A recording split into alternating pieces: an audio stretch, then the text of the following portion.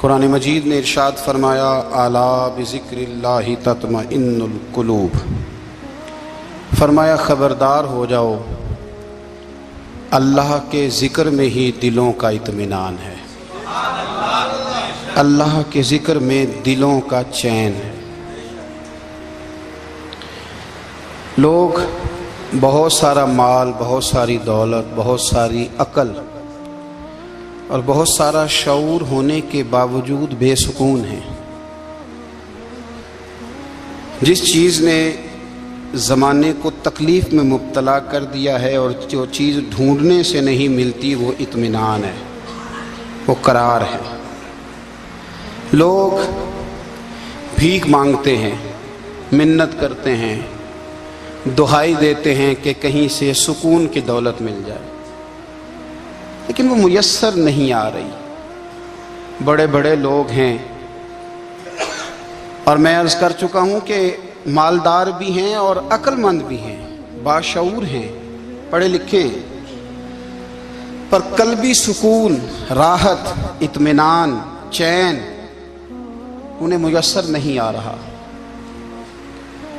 راتیں جاگ کر گزر جاتی ہیں، دن آزمائش میں بیت جاتا ہے۔ وہ کبھی اس کے لیے ٹھنڈے علاقوں کا سفر کرتے ہیں، کبھی دوستوں کی مجلسوں میں جا کر کے بیٹھتے ہیں، کبھی گھر سے دور اکیلے میں تنہائی میں وقت گزارنے کی کوشش کرتے ہیں، لیکن دولت سکون ناپید ہوتی ہے، میسر نہیں آتی۔ عرش کا رب فرماتا ہے کیوں تو بھٹکتا پھرتا ہے، کیوں دائیں بائیں جاتا ہے، چپ کر کے مسجد آ جا اور لوگوں سے بچ کے تنہائی میں میرا ذکر کر۔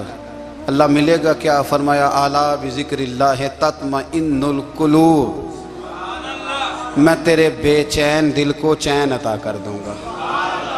وہ تیرا تڑپتا اور پھڑکتا ہوا مزاج، اسے میں سکون کی دولت دوں گا۔ یہ تجھے کہیں اور نہیں ملے گا، یہ میری یاد میں ملے گا۔ یہ چین، قرار، سکون تجھے یہیں میسر آئے گا۔ اطمینان قلبی زندگی کا حسن ہے بھائی، دولت سکون اصل ہے۔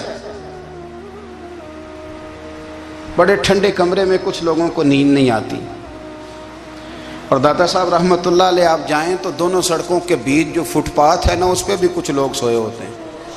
ادھر سے بھی گاڑیاں گزرتی ہیں، ادھر سے بھی گاڑیاں گزرتی ہیں، لیکن بس نیند ہے نا، اللہ کا فضل ہے، اس نے دے دی ہے، آنے والوں کو آ گئی ہے۔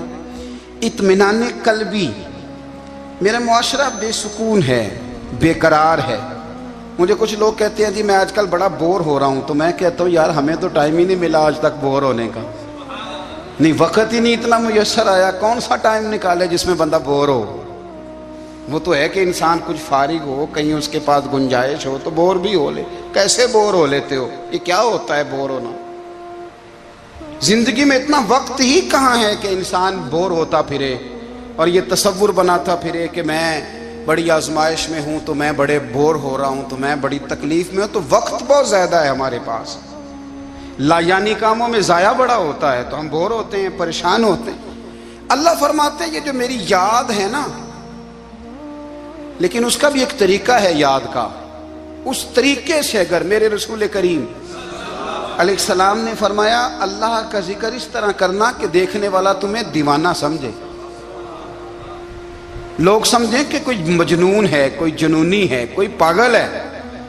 یہاں اللہ تعالیٰ معاف کرے، آپ ذکر کی مجلس چھیڑیں، آپ نعت شریف کی مجلس چھیڑیں تو بہت سارے لوگ پروفیسر بن جاتے ہیں، وہ ساری نہیں ہلاتے، ان کی زبان ہی حرکت میں نہیں آتی۔ حالانکہ رب کریم کا ذکر اس طرح کرو کہ دیکھنے والا تمہیں دیوانہ سمجھے، کہیں اور کھونے کی ضرورت ہی نہیں۔ میرے حبیب گویا ہمیں فرماتے ہیں تو رب کے ذکر میں اس طرح کھو جا کہ تجھے دنیا کا خیال ہی نہ رہے، تجھے پھر دنیا کی ہوش نہ رہے۔ لیکن اگر نماز میں بھی خیال غیر آئے، ذکر میں بھی توجہ کہیں اور ہو، زندگی میں وہ عجیب لمحہ تھا، وہ میرے ساتھ تھا اور میں تنہا تھا۔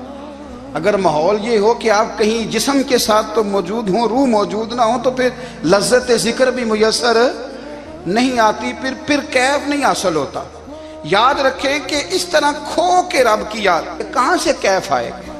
الجھ ہی بڑا گئے ہیں، وہ مستی، وہ سرور، وہ کیف جو اللہ کے ذکر میں ہوتا تھا، جو کبھی مرشد کامل کے سامنے بیٹھ کر لوگ اللہ اللہ کرتے تھے تو لگتا یہ تھا کہ یہ یہاں ہیں ہی نہیں، یہ تو کہیں اور چلے گئے ہیں، یہاں موجود ہی نہیں۔ لیکن اب وہ موج نہیں، وہ شوق نہیں، وہ درد نہیں، وہ ذیل نہیں۔ اقبال تڑپ کے کہا کرتے تھے خیرت کی گتھیاں سلجھا چکا ہوں، یا رب مجھے صاحب جنوں کر دے، اللہ مہربانی فرما، وہ کیفیت دے، وہ سرور دے۔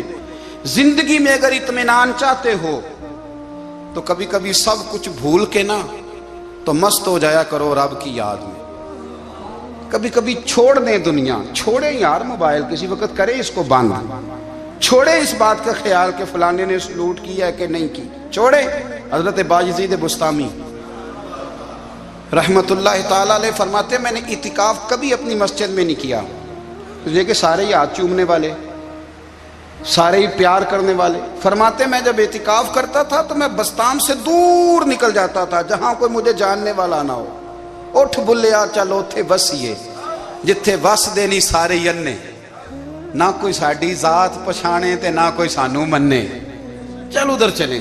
اٹھ بلیا چلو تھے وسیے جتھے وس دینی سارے ہی انے، نہ کوئی ساڈی ذات پچھانے تے نہ کوئی سانو۔ اتنا شوق ہے سلوٹ کرانے کا، اتنا شوق ہے تعارف کرانے کا، اتنا شوق ہے اپنا بتانے کا، تو یہ چیز غلبہ کر جاتی ہے، پھر نام رہ جاتا ہے، روح نہیں رہتی، پھر وجود رہ جاتا ہے، پھر باطن کی کیفیت نہیں رہتی۔ خدا را اپنے آپ کو بے چین نہ کرو، بے قرار نہ کرو، بے سکون نہ کرو، رب کی یاد میں آ جاؤ، درود و سلام میں آ جاؤ، نعت کے حسن میں آؤ، تلاوت کی دنیا میں آؤ، سجدوں کے نور میں آؤ، آؤ کبھی کھول کے دل مسجد کی صفائیاں کریں، آؤ نہ کبھی کوئی بوڑھا دادی نانی دادا ان کے پاس بیٹھ کے پیر دبا کے اللہ کو راضی کریں۔ یہ کیف والی جگہ ہیں، یہ سرور والی جگہ۔ اتنی بے چین ہماری زندگی ہے، بے قرار ہے، تڑپتے ہوئے لوگ، لڑتے ہوئے لوگ، ایسے لگتا ہے اب یہ ایک دوسرے کا گریبان تھام لیں گے، بے قرار بے چین۔ کسی کو انتظار کا کہا جائے نا کہ 10-20 منٹ کسی کا انتظار کرو تو بعض لوگ مجھے ایسے لگتا ہے جیسے یہ ان کا کلیجہ پھٹ جائے گا، ڈاکٹر کے انتظار میں بیٹھے ہیں تو بڑے پریشان ہیں۔ کسی کو ملنے گئے ہیں کو آدھا گھنٹہ بیٹھنا پڑ گیا تو بڑی دقت میں ہیں۔ اپنے آپ کو سکون دیں۔ آپ یقین کریں بڑا مزہ آتا ہے کبھی کسی کا انتظار کرنا پڑے تو 2-4 تسبیح درود شریف پڑھی جاتی ہے، یعنی ذوق بن جاتا ہے کہ چلو اللہ نے موقع دیا ہے، کوئی سرکار کو یاد کر لیں، تنہائی مل گئی۔ ہمارا مزاج جس سختی کا شکار ہے وہ سختی آہستہ آہستہ ہمیں زیادہ آزمائش میں ڈال گئی۔ تو میرے بھائی زندگی میں اطمینان حسن ہے، اور وہ سب سے زیادہ اللہ کی یاد میں ملتا ہے، وہ سب سے زیادہ رب کریم کے ذکر میں، سب سے زیادہ جو چاہتا ہے نا دل ٹھنڈا رہے، زبان میٹھی رہے، وہ مدینے والے محبوب پہ درود و سلام پڑھا کرے، وہ حضور پہ درود و سلام پڑھا کرے، زبان میٹھی رہے گی۔ میرا ذاتی تجربہ ہے کہ جو آدمی اپنے اخلاق سنوارنا چاہے وہ حضور پہ درود شریف پڑھے، جو اپنے اخلاق سنوارنا چاہے، طبیعت کو ٹھنڈا رکھنا چاہے، وہ درود شریف پڑھے، اس کا دل سکون میں آئے گا۔ کچھ کام اور ہیں زندگی میں اطمینان کے لیے، ان کا ہونا بھی بڑا ضروری ہے۔ سب سے پہلے اگر آپ چاہتے ہیں نا زندگی میں سکون ہو تو حقیقتوں کا سامنا کرنا سیکھیں، آپ جو ہیں وہ رہنا سیکھیں، جو آپ نہیں ہیں وہ بننے کی کوشش نہ کریں۔ حقیقت کا سامنا کرو گے تو زندگی اطمینان میں آ جائے گی۔ ہم نے نا بہانے بنا لیے ہیں، ہیلے بنا لیے ہیں، جھوٹ کے سہارے اپنے آپ کو اونچا کر لیا۔ ایک آدمی سے کہا جاتا ہے تو رشوت نہ لے، تو کہتا ہے میں غریبوں سے نہیں لیتا۔ تو میرا سوال یہ ہے کہ امیروں کا حساب لینے کی اللہ نے تیری ڈیوٹی لگائی ہے، تیرے ذمہ لگایا ہے کہ تو امیروں کا حساب کر، تمہیں کیا ضرورت پڑی ہے؟ ہم نا بہانہ کرتے ہیں، رشوت لینے والے کا الگ بہانہ ہے اور سفارش والے کا الگ بہانہ ہے۔ حقیقت کا سامنا کریں، حقیقت کا، جو میرے ذمہ داریاں ہیں وہ میں نے پوری کرنی، جو آپ کی ذمہ داریاں ہیں وہ آپ جان نہ چھڑائیں، حقیقت پسند بنیں۔ میرے رسول کریم، پھر پڑھیے درود شریف صلی اللہ تعالی علیہ وسلم۔ حضور صلی اللہ علیہ وسلم نے فرمایا کہ میری بیٹی سیدہ فاطمہ الزہرا رضی اللہ تعالی عنہا صرف جنتی نہیں، جنتی عورتوں کی سردار ہے۔ لیکن حضور نے یہ بھی فرمایا کہ فاطمہ یہ خیال رکھنا اگر اللہ نے حساب پوچھا تو حساب تم نے خود دینا ہے۔ حقیقت کی طرف توجہ کرائی حضور نے، وہ صرف جنتی نہیں، جنتی عورتوں کی سردار ہیں، پر حقیقت کی جانب توجہ۔ میں حقیقت یہ ہے کہ اگر مالک نے حساب پوچھا تو اس کی تیاری بھی کرنی ہے۔ دیکھیں نا، ہمیں کچھ یقین نہیں، اللہ معاف کرے کہ ہمارا حساب کیسا ہوگا، لیکن کتنے آزاد ہیں۔ یعنی بڑی دلیری سے بندے کہتے ہیں فجر نہیں پڑھتا جی، 3 پڑھتا ہوں جی، شاہ رہ جاتی ہے جی، کپڑے صاف، بڑی دلیری سے۔ اور سیدہ فاطمہ الزہرا نے ساری رات مصلی باز رکھا ہے، حالانکہ انہیں یقین تھا کہ رب مجھے بغیر حساب کتاب جنت دے گا۔ حقیقت کا سامنا کریں، جو حقوق آپ کے ہیں وہ آپ نے ادا کرنے ہیں، جو ذمہ داریاں ہیں وہ ذمہ داریاں ہیں۔ دیکھیں نا، حضرت موسیٰ کلیم اللہ علیہ السلام کے پاس اسرائیل روح نکالنے آئے تو حضرت موسیٰ نے تھپڑ مارا، آنکھ نکال دی، واپس گئے۔ اللہ انہوں نے تو جلال فرمایا ہے، کہا موسیٰ علیہ السلام سے کہیے بیل کی پشت پر ہاتھ رکھیں، جتنے بال ان کے دستے مبارک کے نیچے آئیں گے اتنے 1000 سال ان کی عمر بڑھا دی جائے گی۔ یعنی میرے کان میں کوئی بتا دے کہ جناب 60 سال بڑھ گئی، کیا آپ کے کان میں کوئی کہہ دے تو خوشی ہوتی ہے کہ نہیں؟ لیکن یہ حقیقت پسندی نہیں، اس لیے کہ 60 بھی گزر جائیں گے، 70 بھی، یہ حقیقت نہیں۔ حضرت موسیٰ کلیم، چلے میں مثال دیتا ہوں، سمجھ لے 10 بال، حالانکہ بہت زیادہ آتے ہوں گے، 10 بال اگر حضرت موسیٰ کے ہاتھ کے نیچے آئے تو 10,000 سال تو عمر بڑھ گئی نا۔ 10 یعنی 10 سال نہیں، 10 نہیں، 10 بہت زیادہ تھی نا۔ تو حضرت موسیٰ کلیم اللہ علیہ السلام سے آ کے عرض کیا گیا، حضور بیل کی پشت پر ہاتھ رکھیں، جتنے آپ کے ہاتھ کے نیچے بال آئیں گے اتنے 1000 سال عمر بڑھ جائے گی۔ تو حضرت موسیٰ نے حقیقت پسندی والی بات کی، فرمایا پھر کیا ہوگا؟ 10,000 سال کے بعد پھر کیا ہوگا؟ کہا حضور جانا تو پھر بھی ہے، فرمایا پھر ابھی چلتے ہیں۔ اگر جانا ہے نا، جانا ہے تو پھر، اگر جانا ہے تو پھر ابھی۔ اور سجنوں، اگر نماز پڑھنی ہے تو ابھی کیوں نہیں؟ اگر داڑھی رکھنی ہے تو پھر رمضان کا انتظار کیوں کریں، ابھی کیوں نہیں؟ اگر سچ بولنا ہے تو پھر، اگر رزق حلال کھانا ہے تو پھر انتظار کاہے کا؟ حقیقت ہوتی ہے، بہانہ ہوتا ہے، حقیقت چھپ نہیں سکتی بناوٹ کے اصولوں سے، کیونکہ خوشبو آ نہیں سکتی کبھی کاغذ کے پھولوں سے۔ یہ بات یاد رکھیں، اگر جانا ہے تو حضرت کلیم فرمانے لگے پھر 10,000 سال کے بعد بھی جانا ہے تو آج بھی۔ ہمیں بے قراری زندگی میں اس لیے کہ ہم حقیقت پسند نہیں، ہم بہانوں میں، ہم ہواؤں میں جیتے ہیں، ہواؤں میں، خیالات میں زندگی گزارتے ہیں۔ بڑا ٹائم پڑا ہے، مثلاً کتنا میرے رسول کریم صلی اللہ تعالیٰ علیہ وآلہ وسلم نے ایک دن صحابہ سے فرمایا تمہیں حیا نہیں آتی؟ حضور کیا ہوا؟ فرمایا وہ والے مکان بناتے ہو جن میں تم رہ نہیں سکتے، وہ والا مال جمع کرتے ہو جو کھا نہیں سکتے، حیا نہیں آتی؟ عرض کی حضور حکم کریں تو محبوب فرمانے لگے جوتے کا ایک تسمہ بند کرتا ہوں تو سوچتا ہوں دوسرا بند کرنے سے پہلے موت آ جائے گی، ایک سانس اندر جاتی ہے تو دوسرا آنے سے پہلے میں یاد کرتا ہوں کہ مجھے دنیا سے جانا ہے۔ تمہیں حیا نہیں آتی؟ وہ مکان بناتے ہو جن میں رہ ہی نہیں سکتے، وہ مال جمع کرتے ہو جو کھا، حقیقت پسند نہیں بھائی ہم۔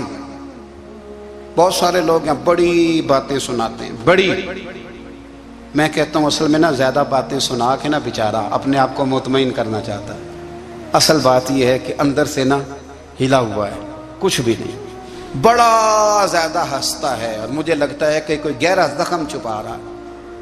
اس لیے ملمہ سازی، حقیقت پسند بنو، حقیقت پسند۔ یاد رکھنا من ترک صلاۃ متعمدا فقد کفر، میرے رسول نے حقیقت بیان کی، فرمایا جس نے ایک نماز بھی جان بوجھ کے چھوڑی اس نے رب کے رب ہونے کا انکار کیا، اس نے کفران نعمت کیا۔ یہ حقیقت ہے، کوئی کلیریفیکیشن نہیں، کوئی وضاحت نہیں۔ جو نماز نہیں پڑھتا، جھوٹ بولتا ہے، غلط بیانی کرتا ہے، جو شخص رزق حرام کما کے کہتا ہے کہ اس کے بغیر گزارا نہیں چلتا، وہ جھوٹ بولتا ہے۔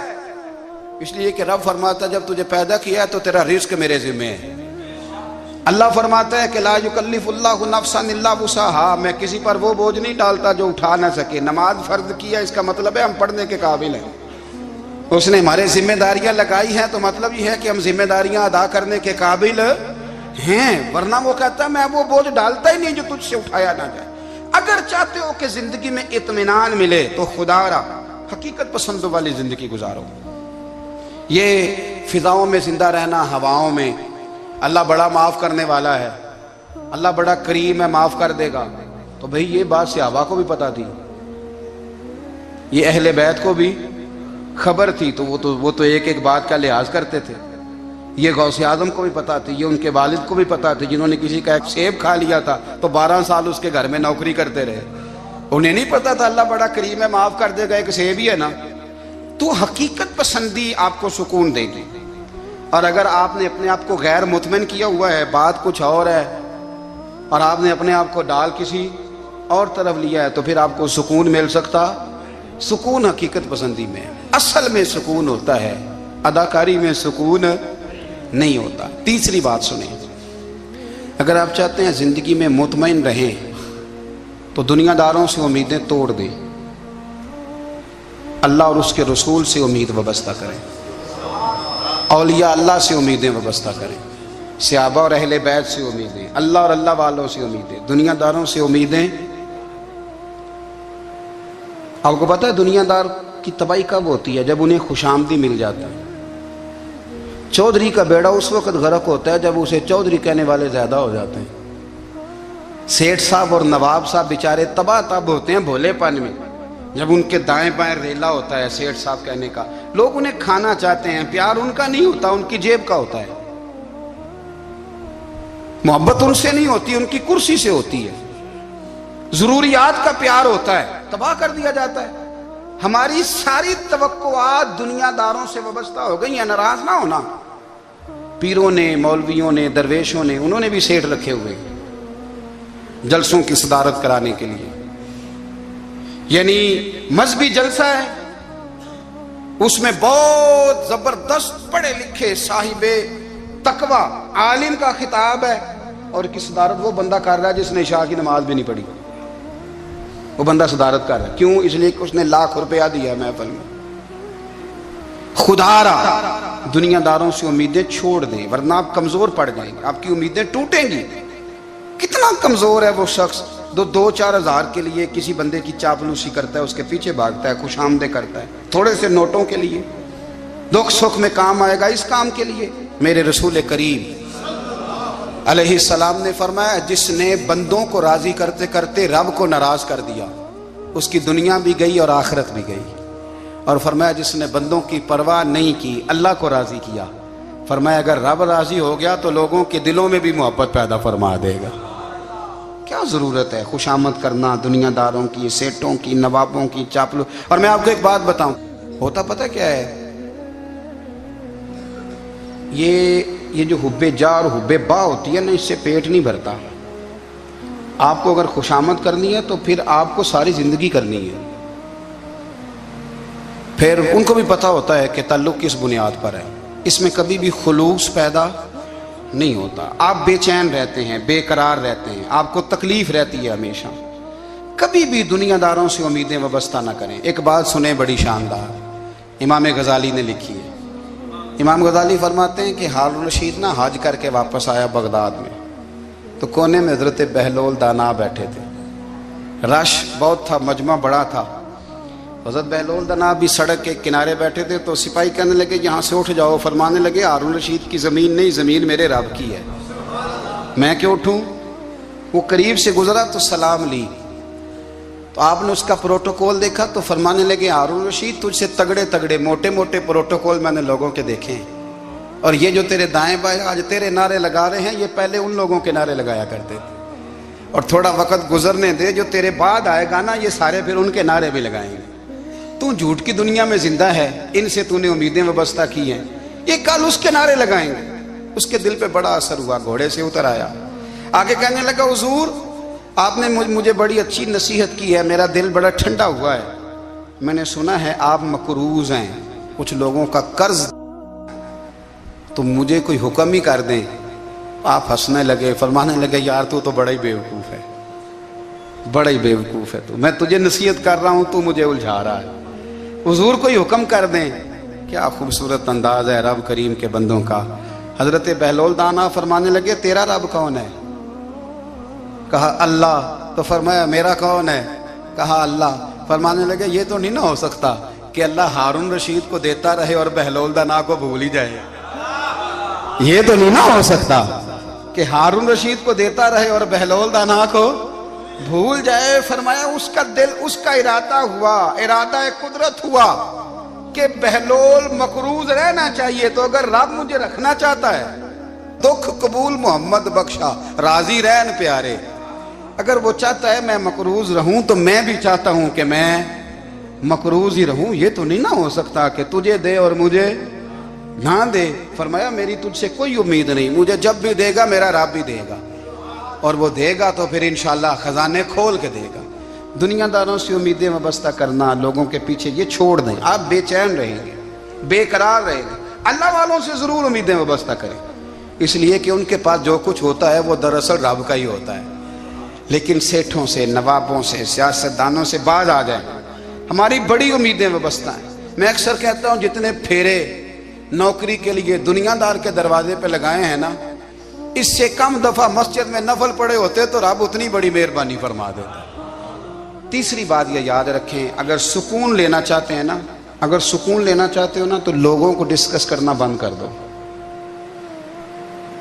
کس کو اللہ نے کتنے پیسے دیے ہیں وہ جانے اور اللہ جانے، کس کو اللہ نے کتنی گاڑیاں دی ہیں وہ جانے، اور لوگوں کو ڈسکس کرنا. جی یعنی میں ایک جگہ بیٹھا تھا تو ایک صاحب گاڑی والا گزرا، گاڑی میں بیٹھ کے، اس کا پڑوسی تھا، کہندے تھا منہ ہے کار والا. میں کہ وہ تے ہے تاں ہی بیٹھا ہے. تے ہن میں کہ سمجھانا سی نا انہوں، میں کہ توں تے میں حساب لائیے بھی ساڈے کول کوئی نہیں، وہ تے ہے. لیکن نا اللہ نے اسے دی ہے نا، تو اللہ نے چاہا نا وہ کار میں بیٹھے. تو جس نے پھٹے پہ بیٹھ کے یہ تبصرہ کیا کہ منہ ہے کار والا، میں کہ ابھی وہ تے ہے تاں کار ہے. اب مجھے اور تجھے اندازہ لگانا چاہیے کہ ہم کیا یہ بحث ہے. یعنی اللہ کو چاہیے تھا معاذ اللہ کے پہلے تجھ سے پوچھتا کہ اسے کار دینی ہے کہ نہیں. کیا مطلب فضول بحث ہے. وہ چیز ہمیں اتنا تنگ کرتی ہے، اتنی تکلیف دیتی ہے کہ آپ یقین کریں سارا دن اسی کو ڈسکس کرتے ہیں. سارا دن اس کے پاس گاڑی ہے، اس کے پاس کار ہے، فلانے کا پیسہ 1 نمبر ہے، فلانے کا 2 نمبر ہے، فلانے کا 6 نمبر ہے. اصل بات کے اندر حسد ہے، اس کو نکالو. ایک بات کہنے لگا ہوں، اسے یاد رکھنا. میرے اعلیٰ حضرت رحمۃ اللہ علیہ فرمایا کرتے، حسد کرنے والا بندوں پر اعتراض نہیں کرتا، اللہ پر اعتراض کرتا. وہ کہتا ہے اللہ اسے کیوں دیا ہے، اتنا کیوں دیا ہے، معاذ اللہ وہ اللہ کی تقسیم پر اعتراض کرتا. حسد کرتے ہو بے چین رہو گے. حسد آپ کے دل کو تڑپا کے رکھ دے گا. چھوڑے، اللہ بڑا کریم ہے، جس کو جہاں چاہتا ہے وہاں بٹھا دیتا ہے. آپ قطعاً اس بحث میں نہ پڑیں کہ اللہ نے کس کو کتنا دیا ہے، کب دیا ہے، کیوں دیا ہے. وہ بڑا بے نیاز ہے. حسد آپ کو تباہ کرے گا. دنیا میں پہلا گناہ جو ہوا تھا وہ حسد تھا. ابلیس نے حضرت آدم سے حسد کیا، کہنے لگا میں بہتر ہوں، سرداری اس کو مل رہی ہے، یہ تو اللہ کو پتہ ہے نا کس کو دینی ہے. اور دنیا میں پہلا قتل حسد کی وجہ سے ہوا. حابیل قابیل کے درمیان حسد کا معاملہ تھا. خاتون کا نکاح اس سے کیوں ہو رہا ہے، مجھ سے ہونا چاہیے. حسد تباہی کرتا. آپ یقین کریں، یعنی دکاندار کے سامنے دوسری دکان پڑتی ہے اور پریشان ہو جاتا ہے.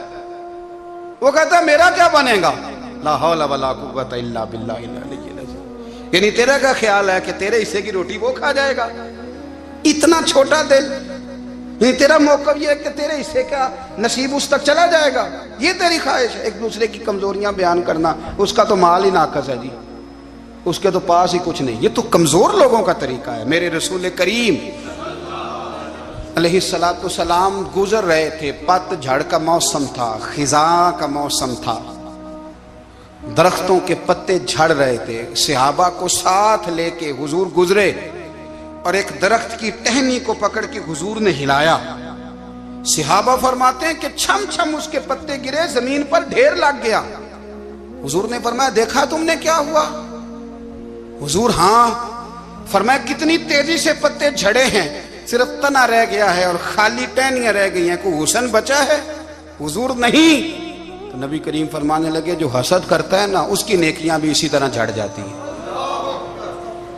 اسی طرح اور ایک جگہ حضور فرمانے لگے جس طرح راکھ لکڑی کو آگ کھا جاتی ہے، جس طرح لکڑی کو آگ، جب آگ کھا جائے تو پھر لکڑی کو لکڑی نہیں کہا جاتا، راکھ کہا جاتا ہے، کوئلہ کہا جاتا ہے، اس کی اصل باقی یعنی اسے کھائی جاتی ہے۔ تو حضور علیہ الصلوۃ والسلام فرمانے لگے جس طرح آگ لکڑی کو کھا جاتی ہے، فرمایا اسی طرح حسد نیکیوں کو کھا جاتا ہے، نیکیاں رہتی نہیں۔ حسد کرنے والے کے پاس نیکیاں یعنی ان کی اصل شکل موجود، کبھی بھی حسد نہیں کریں۔ اللہ کی تقسیم ہے، جس کو چاہے جب چاہے جتنا چاہے عطا کرے۔ اور چوتھی بات میرے بھائی، کبھی بھی بغض نہ پیدا کریں۔ بغض والے لوگ بے سکون رہتے ہیں۔ بہت ساری کمزوریاں ہمارے اندر ہوتی ہیں نا، پھر اللہ ہماری روزی تو نہیں نہ بند فرماتا، یہ تو نہیں کہتا کہ زمین سے نکل جاؤ،